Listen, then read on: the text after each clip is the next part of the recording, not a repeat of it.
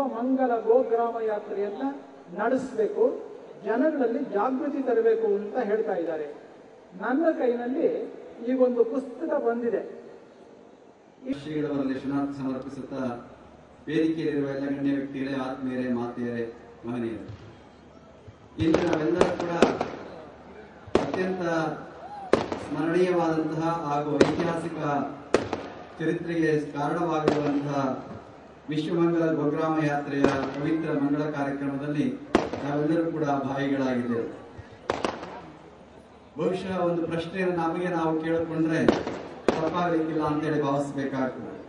ಹಸುವಿಗಳಿಗೆ ನಾವು ಬೇಕು, ನಮಗೆ ಹಸು ಬೇಕು ಅನ್ನುವಂತ ಪ್ರಶ್ನೆ ಬಂದ್ರೆ ಹಸುವಿಗೆ ನಾವು ಯಾರೂ ಬೇಕಾಗಿಲ್ಲ, ಆದ್ರೆ ನಮ್ಮೆಲ್ಲರಿಗೂ ಕೂಡ ಹಸು ಅನ್ನುವುದು ಬೇಕಾಗಿಯೇ ಇರುವಂತಹದ್ದು. ಅದು ಗೋ ಮಾತೆ ಅಂತೇಳಿ ಕರೆಸಿಕೊಂಡಿದೆ. ಈಗಾಗಲೇ ಶ್ರೀಗಳವರು ಮಾತನಾಡಿದ ಹಾಗೆ ನಮಗೆ ಹೆತ್ತಾಗ ತಾಯಿ ಹಾಲು ಕೊಟ್ಟು ರಕ್ಷಣೆ ಮಾಡಿದ್ರೆ ನಾವಿರುವವರೆಗೂ ಕೂಡ ತಾಯಿಗೂ ನಮಗೂ ಎಲ್ಲರಿಗೂ ಕೂಡ ಹಾಲು ಕೊಟ್ಟು ರಕ್ಷಣೆ ಮಾಡುವಂತಹ ತಾಯಿ ಅಂದ್ರೆ ಅದು ಗೋಮಾತೆ ಅಂತೇಳಿ ಕರೆಸಿಕೊಂಡಿರುವಂತಹ ಆ ಗೋವಿನ ಸಂತತಿಯನ್ನು ಉಳಿಸಿ ಅದರ ರಕ್ಷಣೆಯನ್ನು ಮಾಡುವಂತಹ ಜವಾಬ್ದಾರಿ ಅದು ನಮ್ಮೆಲ್ಲರ ಮೇಲೆ ಇದೆ. ಅಂತಹ ಒಂದು ಪವಿತ್ರ ಕಾರ್ಯವನ್ನು ಮಾಡುವಂತಹ ನಿಟ್ಟಿನಲ್ಲಿ ಎಲ್ಲ ಪರಮ ಪೂಜ್ಯರು ಕೂಡ ಈಗಾಗಲೇ ಬಹಳಷ್ಟು ಶ್ರಮವಹಿಸಿ ಕೆಲಸವನ್ನು ಮಾಡ್ತಾ ಇದ್ದಾರೆ.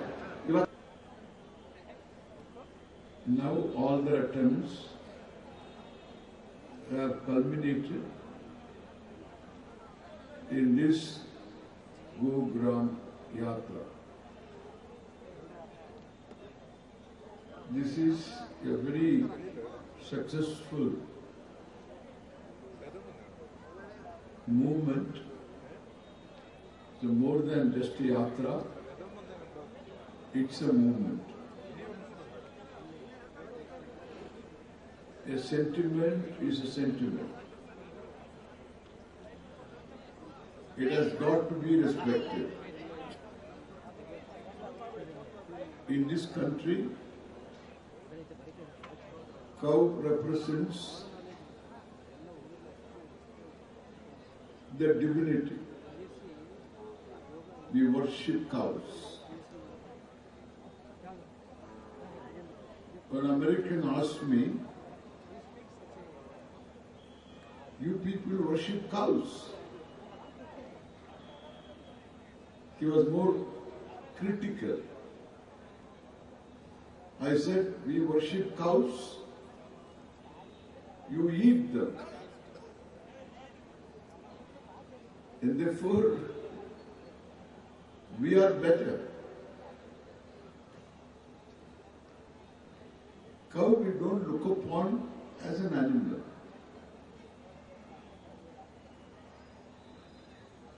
We look upon as a symbol of worship.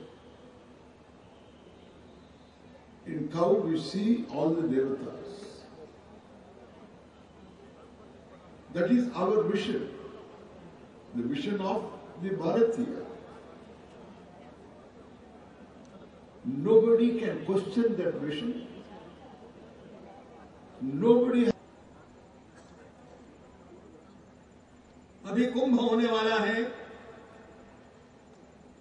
14 मार्च से 14 अप्रैल तक हरिद्वार का कुंभ, जिसमें लाखों संत एकत्र होते हैं।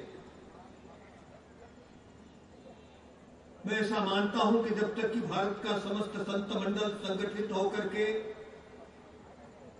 और गोरक्षा के लिए समवेत इस प्रकार का आंदोलन नहीं करता है, तब तक गोहत्या कानूनन बंद नहीं हो सकती है।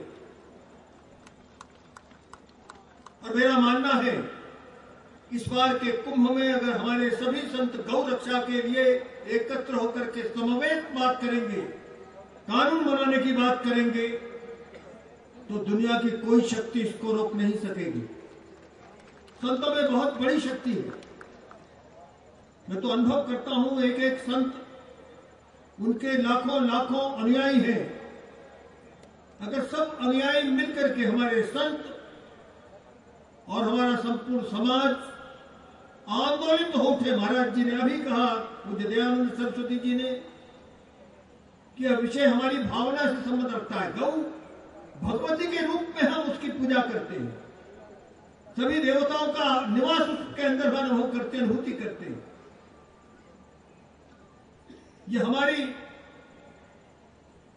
धार्मिक संस्कृति की आत्मा है। और मैं समझता हूं कि गौ रक्षा ही हमारे ग्रामों की रक्षा होगी। आज इस प्रकार की आवश्यकता है कि केंद्र एक कानून बनाए। सुप्रीम कोर्ट में जब यह बात आई थी तो 7 लोगों का जजेस का एक बेंच बनी थी। ಅದರ ಮೇಲೆ ಎಷ್ಟು ಪರಿಣಾಮ ಆಗ್ತದೆ ಅನ್ನೋದನ್ನ ರಾಮಚಂದ್ರಾಪುರ ಮಠದ ಮಹಾಸ್ವಾಮಿಗಳವರು ವೈಜ್ಞಾನಿಕವಾಗಿ ಕಂಡುಹಿಡಿದು ಸುಮಾರು 300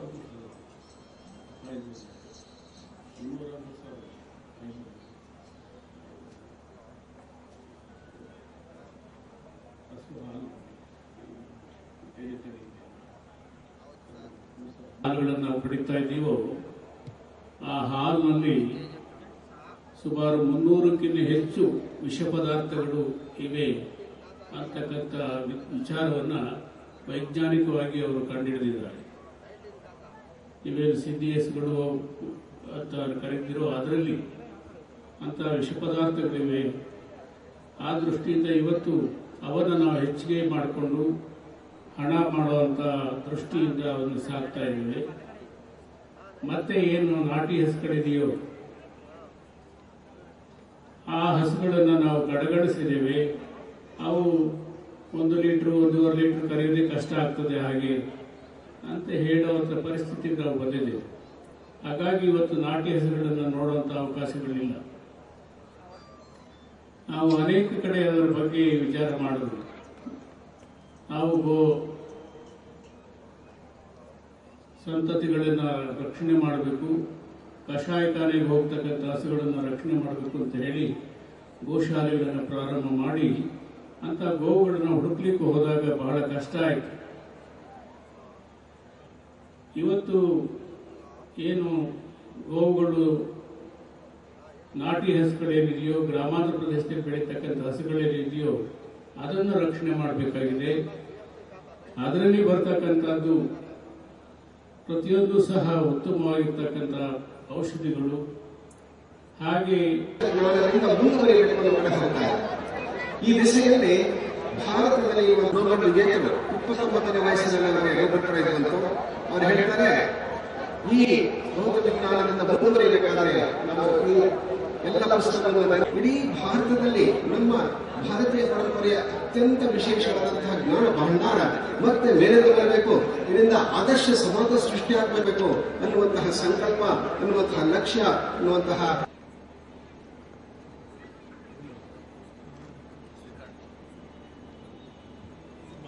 ಗೋವು ನನ್ನ ಕಣ್ಣು ಮುಂದೆ, ಗೋವು ನನ್ನ ಬೆನ್ನ ಹಿಂದೆ, ಗೋವು ನನ್ನ ಇಕ್ಕೆಲೆಗಳಲ್ಲಿ, ಗೋವು ನನ್ನ ಹೃದಯದಲ್ಲಿ.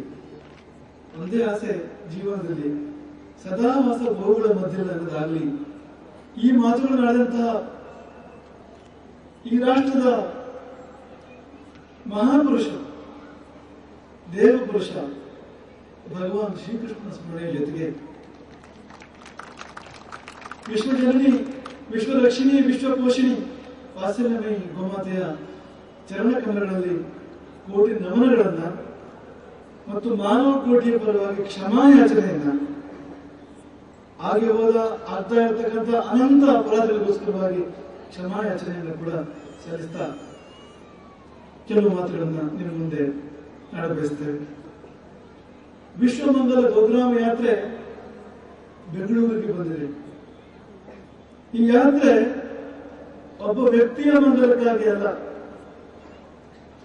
ಒಂದು ಮಠದ ಸಂಸ್ಥೆಯ ಮಂಗಲಕ್ಕೋಸ್ಕರವಾಗಿ ಅಲ್ಲ,